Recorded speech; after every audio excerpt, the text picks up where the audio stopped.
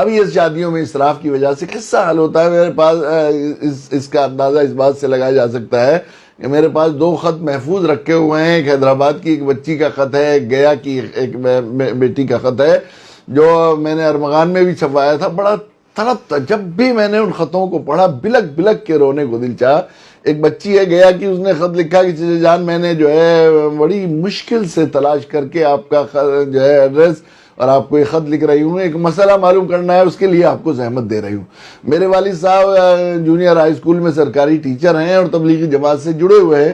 ہم 4 بہنیں, چاروں قبول صورت ہیں اور الحمدللہ چاروں گریجویٹ اور پوسٹ گریجویٹ ہو گئی ہیں. میری والدہ بیمار رہتی ہیں, والد صاحب کی تنخواہ میں ہم بچوں کا گھر کے اخراجات اور والدہ کی علاج ہی کا بڑی مشکل سے ہو پاتا ہے.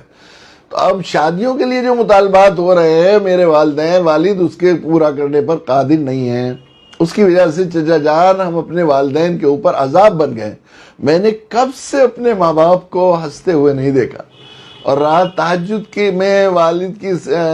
کی نماز کے بعد دعا میں والد کی سسکیوں سے میری آنکھ کھل گئی.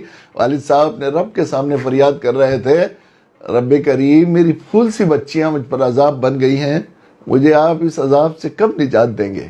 کیا چچا جان اب بھی ہمارے لیے خودکشی جائز نہیں ہے؟ یہ مسئلہ پورا کرنے کے لیے اس نے جو ہے جواب دیا تھا.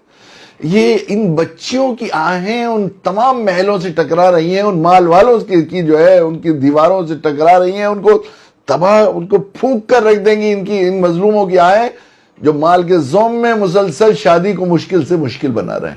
اس لیے اس کی بڑی ضرورت ہے کہ ہم لوگ عملی مثالیں, تقریریں کرنے سے, واعظ کرنے سے اور اس سے مسئلہ حل ہونے والا نہیں. سب سے بڑی چیز ہے کہ ہم لوگ عملی طور پر لوگ کھڑے ہوں اور ایسی مثالیں قائم کی جائیں کہ ہم لوگ سادگی کے ساتھ شادی, سنت کے مطابق شادی کی جائے.